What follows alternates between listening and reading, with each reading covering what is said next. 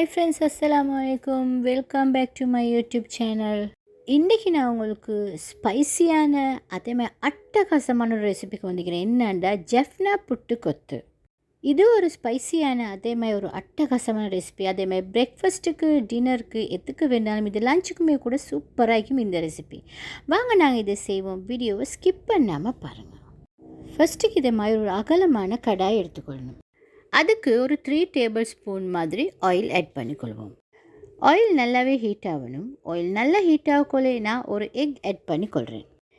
Egg add பண்ணிவிட்டு நல்லா mix பண்ணி இதை எக்கை நல்லாவே ஸ்மாஷ் பண்ணிக்கொள்ளணும் இந்த ஆயிலில். கேஸை மீடியம் ஹையில் வச்சுக்கொள்ளுங்க. ஸோ இப்போ நான் இதுக்கு இன்னும் கொஞ்சம் நல்லா இதை மிக்ஸ் பண்ணி விட்டுட்டு ஒரு பிக் ஆனியன் சாப் பண்ணி வச்சுக்கிறேன். அதை நான் இதுக்கு ஆட் பண்ணிக்கொள்கிறேன். இப்போ இதை நல்லா மிக்ஸ் பண்ணி கொஞ்சம் இந்த ஆயிலில் சோட்டே பண்ணிக்கொள்வோம். லைட்டாக சோட்டே பண்ணிக்கொண்டால் போதும். இப்போ நான் ஒரு க்ரீன் சில்லி எடுத்து அதை நீட்டமாக கட் பண்ணி வச்சுக்கிறேன். அதையும் இதுக்கு ஆட் பண்ணிக்கொள்கிறேன். திரும்பவும் நாங்கள் இதை கொஞ்சம் மிக்ஸ் பண்ணிக்கொள்வோம். மிக்ஸ் பண்ணிவிட்டு நான் இன்றைக்கி தேவையான அளவு ஏண்ட குவான்டிட்டிக்கு தேவையான அளவு கேரட் எடுத்துக்கிறேன். அப்படின்ற ஒரு 150 கிராம்ஸ் மட்டும் எடுத்துக்கிறேன். சின்ன பீஸாக கட் பண்ணி. அதே மாதிரி கேபேஜும் ஒரு 100 கிராம்ஸ்மாக எடுத்துக்கிறேன். அதையும் சின்ன பீஸாக நீட்டமாகவே கட் பண்ணி எடுத்துக்கிறேன். இப்போ இது ரெண்டையுமே ஆட் பண்ணி இப்போ நல்லா நாங்கள் மிக்ஸ் பண்ணிக்கொள்ளணும். கேஸை மீடியம் ஹைலே வச்சுக்கொள்ளுங்க. அப்போ தான் இது நல்லா டக்குன்னு வதங்கும்.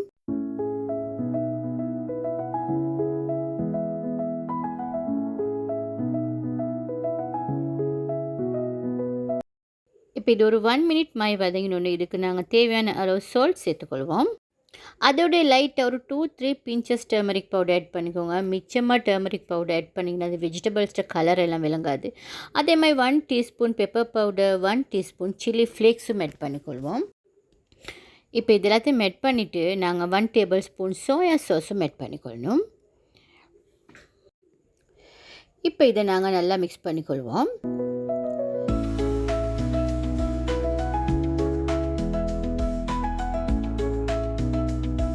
நல்லா மிக்ஸ் பண்ணி லைட்டாக குக் ஆகின பிறகு லாஸ்ட்டாக நாங்கள் இதுக்கு லீக்ஸ் சேர்த்துக்கொள்வோம்.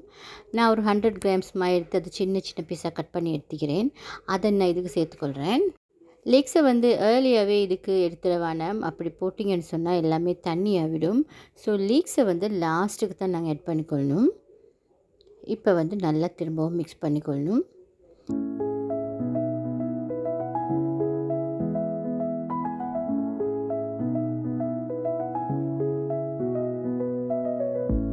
இதை நல்லா மிக்ஸ் பண்ணி விட்டுட்டு நான் இப்போ இதுக்கு சிக்கன் கறி ஆட் பண்ணிக்கொள்ள போகிறேன். நான் இன்றைக்கி 500 கிராம்ஸ் சிக்கன் எடுத்து சின்ன பீஸாக கட் பண்ணி அதை நல்லா வதக்கி எடுத்துக்கிறேன். டொமேட்டோ, ஆனியன்ஸ் எல்லாம் போட்டு நல்லா வதக்கி எடுத்துக்கிறேன். உங்களுக்கு வேண்டாம் இதை கிரேவி ஸ்டைலுக்கு நல்லா குக் பண்ணியும் எடுத்துக்கொள்ளலும். நான் வெட்டி இல்லாமல் நல்லா ட்ரை ஆகிக்கணுன்றதுக்காக வேண்டி தான் நல்லா வதக்கி எடுத்துக்கிறேன்.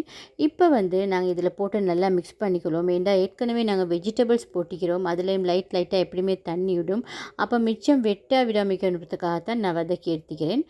உங்களுக்கு கிரேவி ஸ்டைலுக்கு வேண்டும் சொன்னால் நீங்கள் லைட்டாக கிரேவி மாதிரி குக் பண்ணி எடுத்துக்கோங்க. இப்போ இதை போட்டு மிச்சம் நேரம் எடுக்கப்படாது. போட்ட உடனே நாங்கள் இதுக்கு புட்டு ஆட் பண்ணிக்கொள்ளணும். நான் இன்றைக்கி ஒரு பெரிய கப்பில் 1 கப் புட்டு எடுத்துக்கிறேன். இது அரிசி மாவு புட்டு. நான் இதையும் இதுக்கு சேர்த்துக்கொள்கிறேன். இப்போ இது நல்லா குக் பண்ணின அப்படின்னா நல்லா அவிச்சு எடுத்த புட்டு தான். இது அவிக்காத புட்டு இல்லை. ஸோ நல்லா அவிச்சு எடுத்த புட்டு நான் நல்லா உதிரியாக நல்லா ஊற்றி எடுத்துக்கிறேன். இப்போ இதை போட்டு நாங்கள் நல்லா மிக்ஸ் பண்ணிக்கொள்ளணும். நல்லா டக்குன்னு மிக்ஸ் பண்ணணும். சம்டைம்ஸ் அடி பிடிக்கிற மாதிரி வரும். ஏன்னா நான் கேஸை ஹை ஃப்ளேமில் வச்சுக்கிறனால.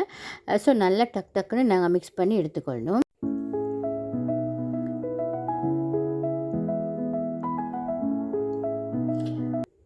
இந்த ஜெஃப்னா புட்டு கொத்து நல்லா ஸ்பைசி வைக்கணும். அதுக்கு புட்டு ஆட் பண்ணுறனால. ஸோ இப்போ நல்லா மிக்ஸ் பண்ணி எடுத்துக்கொண்டோம்னா எங்களோட ஜெஃப்னா புட்டு கொத்து சூப்பராக ரெடி ஆகிடும். இப்போ நாங்கள் சர்வ் பண்ணிக்கொள்வோம்.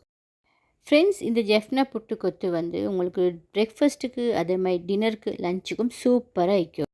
இதுக்கு கிரேவி ஒன்றும் தேவைப்படாது. உங்களுக்கு தேவையான ஒரு சலட் செஞ்சுக்கோங்க. அப்படி இல்லைன்னா சில்லி பேஸ்ட் இருந்துச்சுன்னா சூப்பராக வைக்கும்.